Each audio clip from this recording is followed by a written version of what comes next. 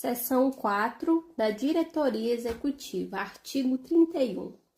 A Diretoria Executiva é o órgão executivo de administração e representação, cabendo-lhe assegurar o funcionamento regular da Embrapa, em conformidade com a orientação geral traçada pelo Conselho de Administração.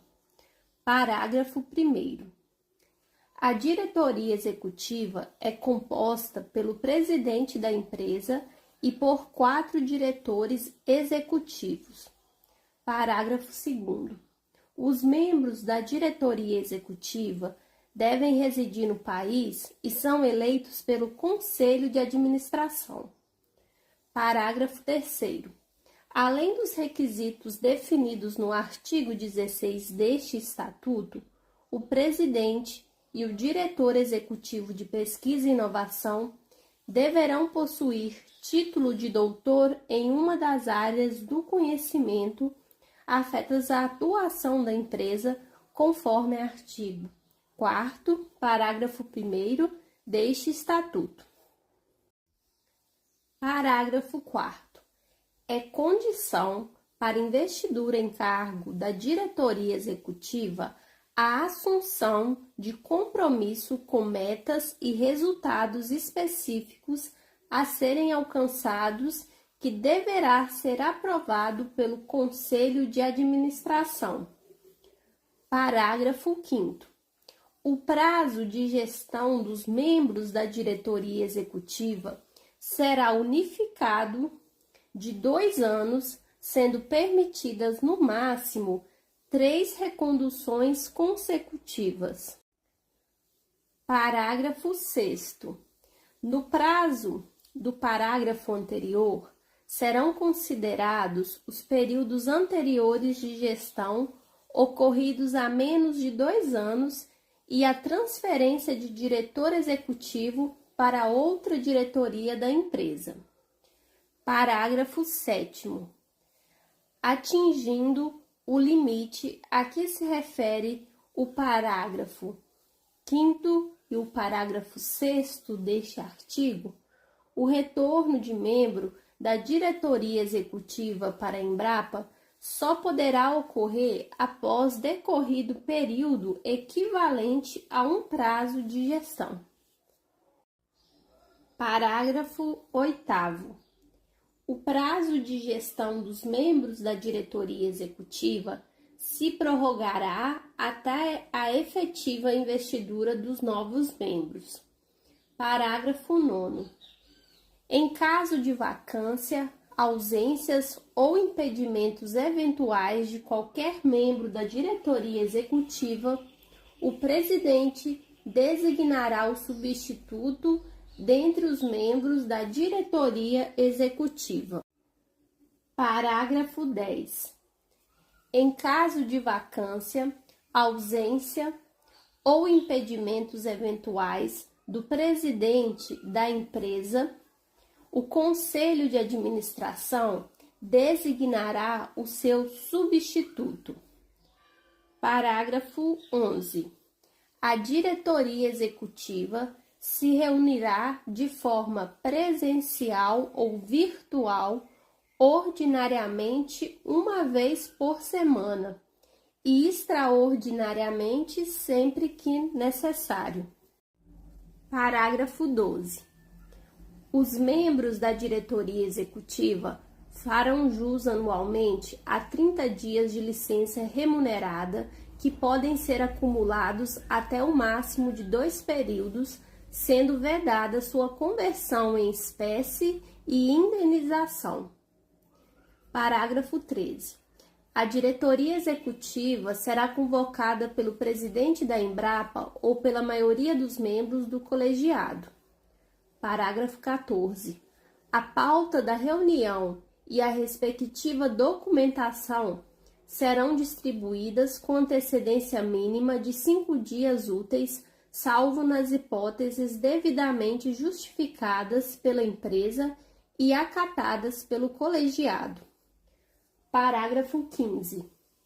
As reuniões da diretoria executiva devem, em regra, ser presenciais, admitindo-se excepcionalmente a reunião virtual ou a participação de membro por tele ou videoconferência mediante justificativa aprovada pelo colegiado. Parágrafo 16. As deliberações serão tomadas pelo voto da maioria dos membros presentes e serão registradas no livro de atas, podendo ser lavradas de forma sumária.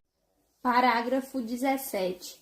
Nas deliberações colegiadas da diretoria executiva, o presidente terá o voto de desempate, além do voto pessoal. Parágrafo 18.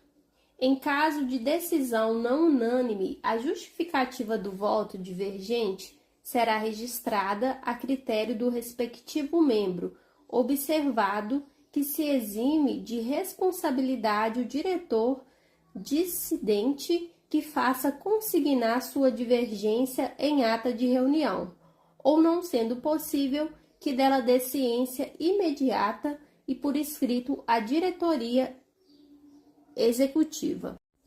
Parágrafo 19. As atas da diretoria executiva devem ser redigidas com clareza e registrar as decisões tomadas, as pessoas presentes, os votos divergentes e as abstenções de voto. Artigo 32. Compete à diretoria executiva, no exercício das suas atribuições, e respeitadas as diretrizes fixadas pelo Conselho de Administração: 1. Gerir as atividades da Embrapa e avaliar os seus resultados. 2. Monitorar a sustentabilidade dos negócios, os riscos estratégicos e respectivas medidas de mitigação, elaborando relatórios gerenciais com indicadores de gestão. 3. Elaborar os orçamentos anuais e plurianuais da empresa e acompanhar sua execução. 4. Definir a estrutura organizacional da empresa e a distribuição interna das atividades administrativas. 5. Aprovar as normas internas de funcionamento da empresa. 6. Promover a elaboração em cada exercício do relatório da administração e das demonstrações financeiras, submetendo essas últimas à auditoria independente e aos conselhos de administração e fiscal e ao comitê de auditoria. 7. Autorizar previamente os atos e contratos relativos à sua alçada decisória. 8. Autorizar, exceto para bens imóveis diretamente vinculados à prestação de serviços, a alienação de bens do ativo não circulante, a constituição de ônus reais sobre eles e a prestação de garantias às obrigações de terceiros, podendo, para tanto, delegar atribuições. 9. Indicar os representantes da empresa nos órgãos estatutários de suas participações societárias, aplicando-se a tais indicações o disposto nos artigos 16 e 17. 10.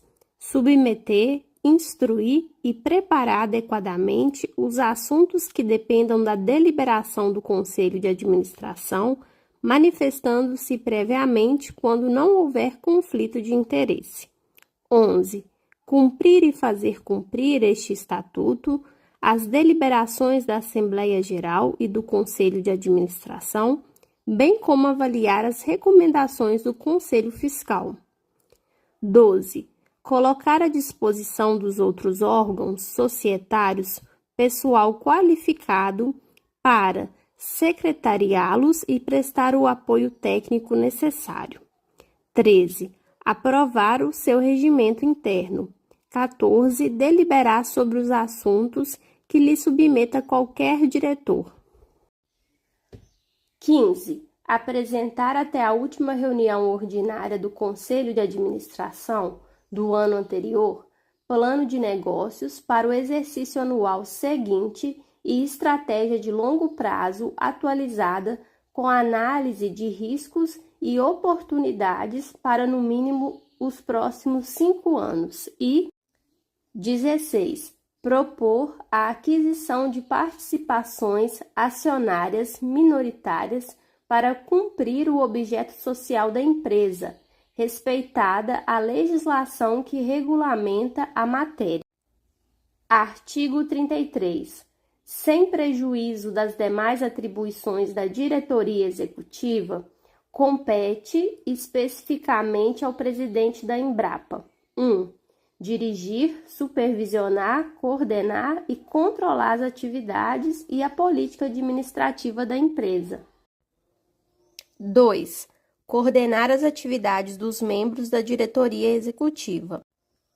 3. Representar a empresa em juízo e fora dele, podendo, para tanto, constituir procuradores ad negócia e ad judícia, especificando os atos que poderão praticar nos respectivos instrumentos de mandato. 4. Assinar com o diretor os atos que constituam ou alterem direitos ou obrigações da empresa, bem como aqueles que exonerem terceiros de obrigações para com ela, podendo, para tanto, delegar atribuições ou constituir procurador para esses fins. 5. Expedir atos de admissão, designação, promoção, transferência e dispensa de empregados, podendo delegar tais atribuições. 6. Criar e homologar os processos de licitação, podendo delegar tais atribuições. 7. Designar os substitutos dos membros da diretoria executiva. 8.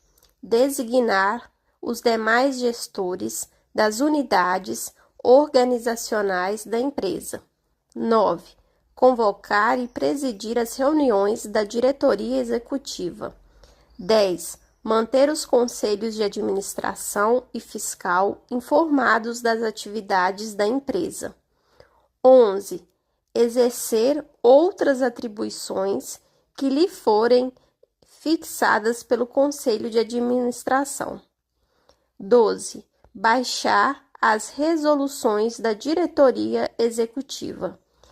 E 13. Conceder afastamento e licenças aos demais membros da diretoria executiva, inclusive a título de férias.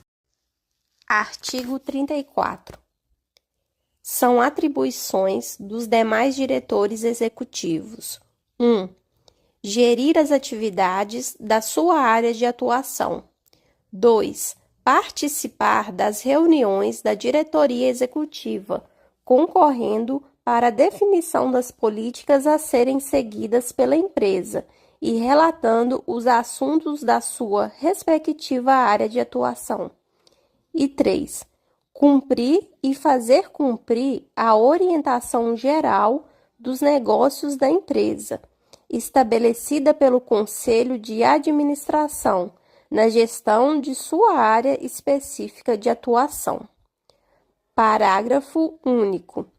As demais atribuições, poderes e competências de cada diretor executivo serão detalhados no regimento interno da diretoria executiva. Artigo 35. Os membros da diretoria executiva ficam impedidos do exercício de atividades que configurem conflito de interesse, observados a forma e o prazo estabelecidos na legislação pertinente. Parágrafo 1º. Após o exercício da gestão, o ex-membro da diretoria executiva que estiver em situação de impedimento poderá receber remuneração compensatória equivalente apenas ao honorário mensal da função que ocupava, observados os parágrafos 2º e 3º deste artigo. Parágrafo 2º. Não terá direito à remuneração compensatória o ex-membro da diretoria executiva que retornar antes do término do período do impedimento ao desempenho da função que ocupava na administração pública ou privada. Parágrafo 3º. a configuração da situação de impedimento dependerá de prévia manifestação da Comissão de Ética Pública da Presidência da República. Seção 5 do Conselho Fiscal, artigo 36. O Conselho Fiscal é órgão permanente de fiscalização, de atuação colegiada e individual. Parágrafo único. Além das normas previstas na Lei nº 13.303, de 30 de junho de 2016, e sua regulamentação, aplicam-se aos membros do Conselho Fiscal as disposições para esse colegiado previstas na Lei nº 6.404, de 15 de dezembro de 1976, inclusive aquelas relativas aos seus poderes, deveres e responsabilidades, aos requisitos e impedimentos para investidura e à remuneração. Artigo 37. O Conselho Fiscal será composto de 3 membros efetivos e respectivos suplentes, sendo: 1. Um indicado pelo Ministro de Estado da Fazenda como representante do Tesouro Nacional, que deverá ser servidor público com vínculo permanente com a administração pública federal, e 2 indicados pelo Ministro de Estado da Agricultura e Pecuária. Parágrafo 1º. Os membros do Conselho Fiscal são eleitos pela Assembleia Geral. Parágrafo 2º. O prazo de atuação dos membros do Conselho Fiscal será de 2 anos, permitidas no máximo 2 reconduções consecutivas.